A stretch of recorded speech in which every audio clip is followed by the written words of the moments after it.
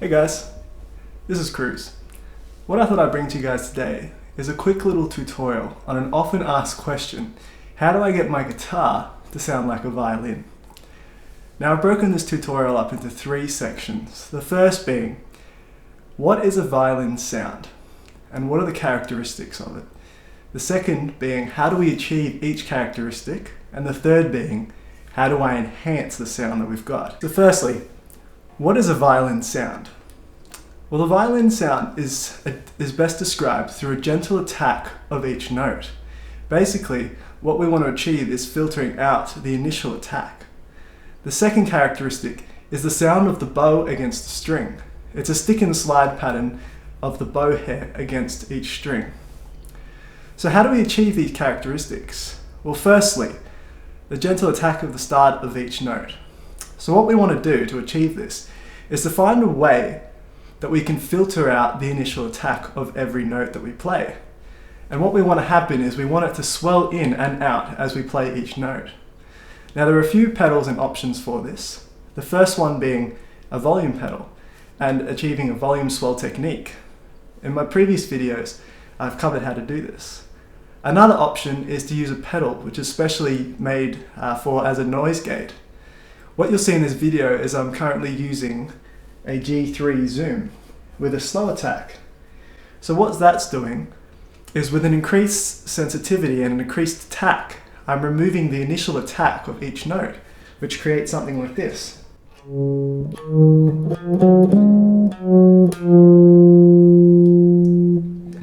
So what's happening there is each note is gradually swelling in and out, but at a very quick rate.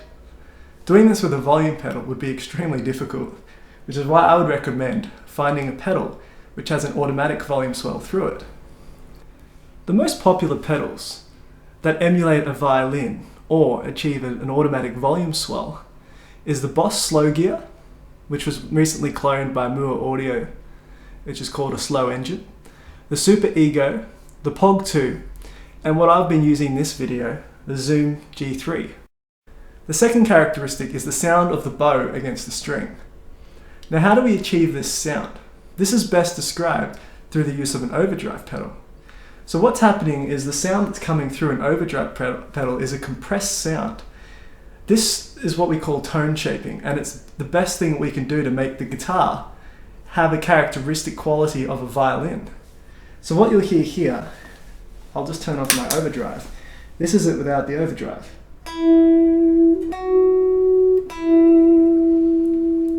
What you're hearing there is just a simple guitar tone swelling in and out.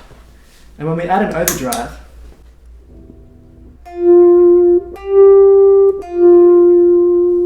that touch of raspiness adds a whole new dimension of sound or tone shaping to the guitar, which best helps achieve that second characteristic of the violin bow rubbing against the string. There are also devices that are used to cover both the violin characteristics in the one housing. The first one being the Roland synth, which uses a special pickup to MIDI converter to convert the signal that you're playing into MIDI. The second being the EBow, which is a small device that you rest on the adjacent strings, and it creates a magnetic field which vibrates the string with endless sustain.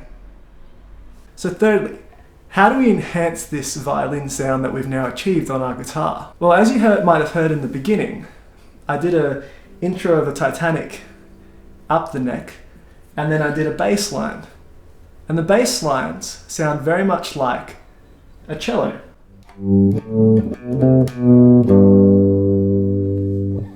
So if you were able to find an octave pedal or some type of shifting pedal to be able to emulate that bass sound at the same time, you're going to not only have a violin sound, but a bass sound being played throughout the same time. What this achieves is what's often referred to as an ensemble sound. Another way to enhance a violin sound is to make sure that your vibrato is perfect. When a violin's being played, there's no frets on a violin. Each note is shaped based on the vibrato or the ability of the violin player to move his hand to shift the notes up and down. One thing that you want to be careful of when you're playing is that you don't play a structured scale or something like that and then throw a massive bend in, because a violin player simply won't do that.